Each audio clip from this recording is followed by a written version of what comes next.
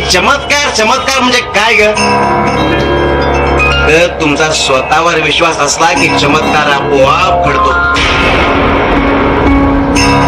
आम्ही फक्त आणि फक्त प्रयत्नांना बळ देण्याचं काम करतो.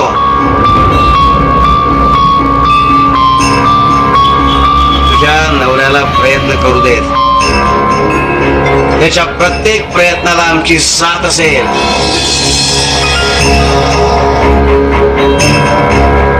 हर मुश्किल का हल निकलेगा. येऊ नकोस, मी तुझ्या पाठीशी आहे. अरे वाऱ्याला कवेत घ्यायला जाल तर पाचोळ्यासारखा उडून जाईल आणि आम्हाला संपव पाहणारा